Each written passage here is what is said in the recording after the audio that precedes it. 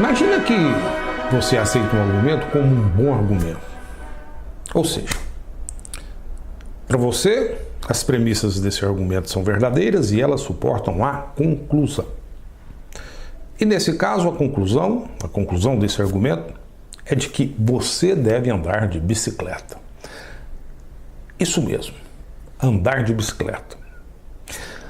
Mas mesmo assim, mesmo você considerando o argumento como um bom argumento, você continua andando de carro, em vez de andar de bicicleta. Olha, isso parece ser meio racional. Olha, se você não aceita a conclusão do argumento de que deve andar de bicicleta, tem que mostrar que o tal argumento é fraco. Ou seja, mostrar que ele não o convence a andar de bicicleta. E por que isso ocorre? Veja uma forma de pensar sobre isso. Considere este argumento. Todos deveriam andar de bicicleta. Os automóveis são caros, dão muita despesa e causam poluição. Uma bicicleta é mais indicada para a nossa saúde e para a dos outros. Além disso, as bicicletas são mais divertidas que os automóveis. Considerando essas representações, dessas proposições, por essas letras, a representação desse argumento é dada por essa implicação. A e B e C implicam P. A, B e C implicam P. Ou seja, dadas essas premissas, concluímos P. A questão é saber o seguinte: será que esse é um bom argumento? Temos objeções. Aqui temos um conjunto de 3 objeções. Objeções a esse argumento. E essas objeções são tais que, incluindo-as nas premissas, o que obtemos é um argumento fraco. Veja as objeções. As bicicletas não são adequadas para as pessoas que devem cumprir horários ou que têm que andar grandes distâncias.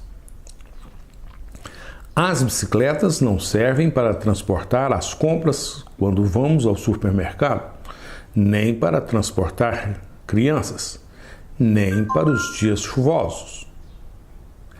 É arriscado andar de bicicleta nesse trânsito intenso e caótico. Observe que tais afirmações são objeções. Por quê? Olha, por exemplo, dada a objeção D e a objeção F dessas duas, daí concluímos não B. Ou seja, uma bicicleta é mais indicada para a nossa saúde e para a dos outros? Será que isso é o caso? Se tenho D e F, não necessariamente tenho B. Ou seja, de D e F posso concluir não B. Outra coisa, esse fato aqui, a premissa C ou U, é um ruído. O que significa ser mais divertido? Além disso, E implica não P. Ou seja, do fato de que as bicicletas não servem para transportar várias coisas, disso podemos concluir que nem todos devem andar de bicicleta. Ou seja, temos aqui uma outra objeção. Conclusão: dadas essas objeções, o argumento se torna um argumento fraco. Levantar objeções é uma maneira normal de mostrar que um argumento não é bom. Ao levantar objeções, estamos apresentando outro argumento que coloca diretamente em questão as premissas do argumento original. Isso mesmo.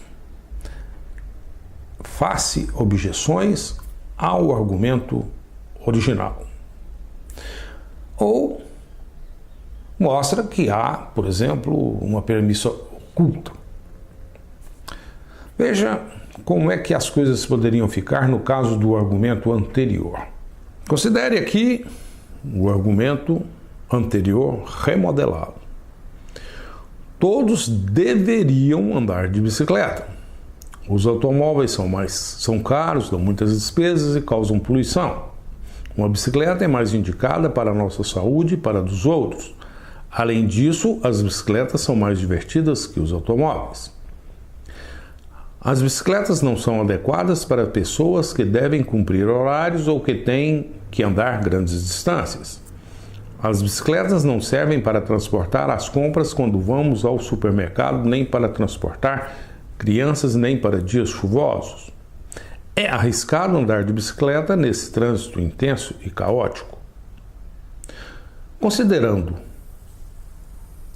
esse argumento, observamos inicialmente que temos aqui uma premissa subjetiva e duvidosa, que pode ser descartada.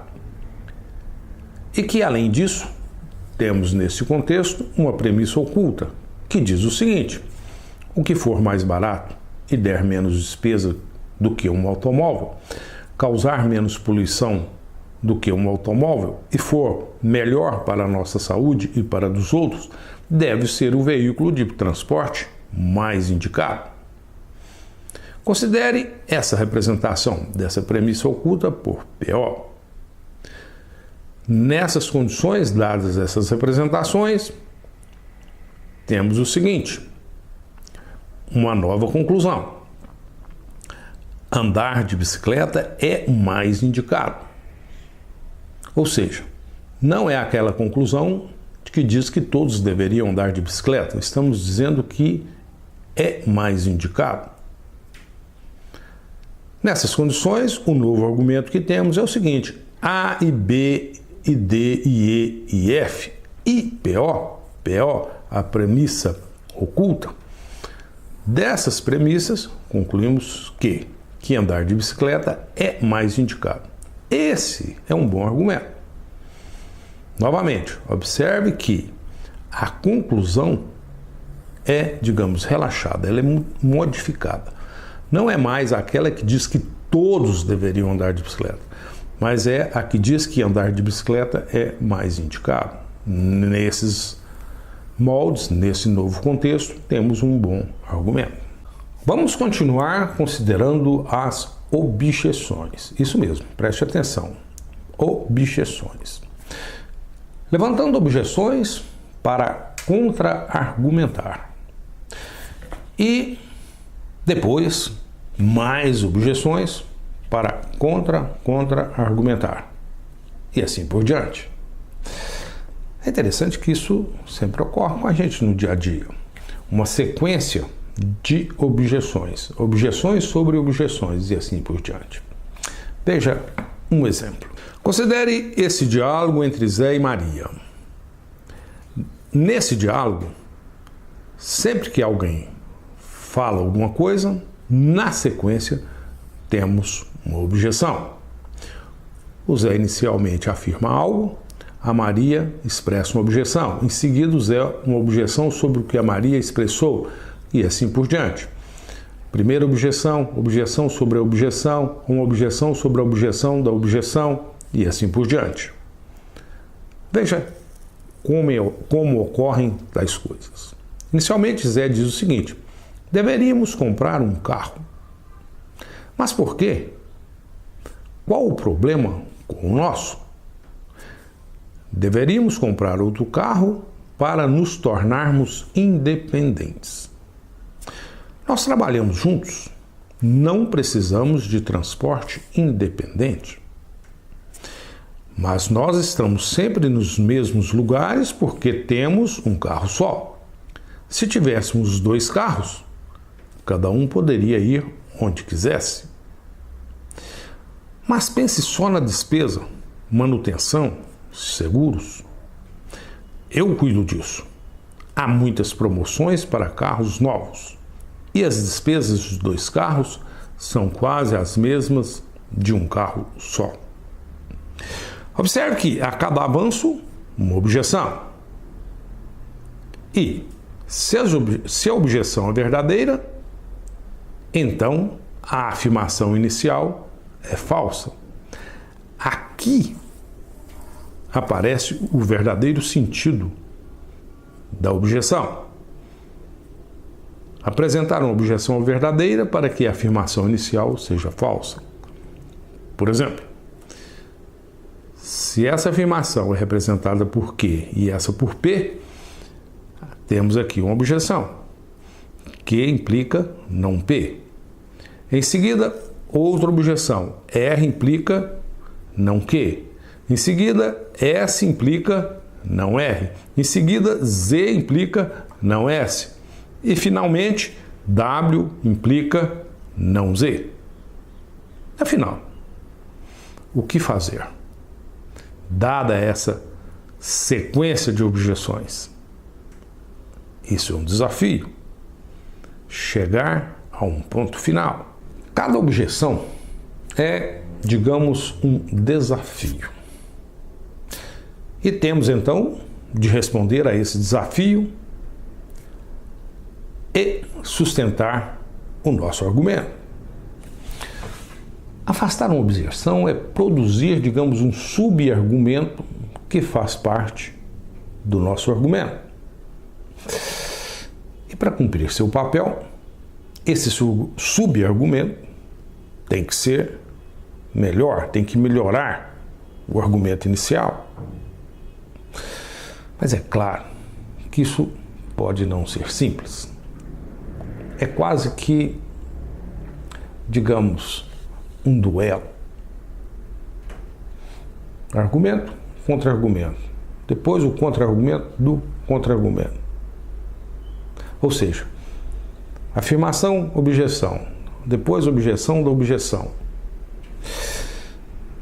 E perante uma objeção, será que podemos ser capazes de, digamos, de reagir? Certamente você já deve ter vivido aquela situação. No momento certo, em que você deveria apresentar a objeção, você não fala nada.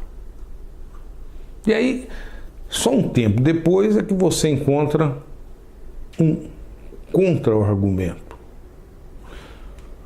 E então conclui: ah, se eu tivesse pensado nisso.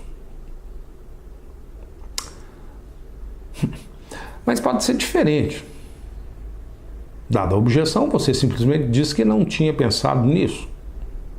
Ou que provavelmente a outra pessoa tem razão. Ou que você terá que pensar um pouco mais sobre o problema. Veja bem, numa discussão não temos que ter razão sempre. E nem precisamos ser, digamos, rápidos. Ter aquela rapidez cognitiva para responder tudo de bate-pronto. Não é bem assim. Podemos pensar. E os contra-argumentos são as melhores fontes para, além de contra-argumentar, evidentemente, melhorar os nossos argumentos.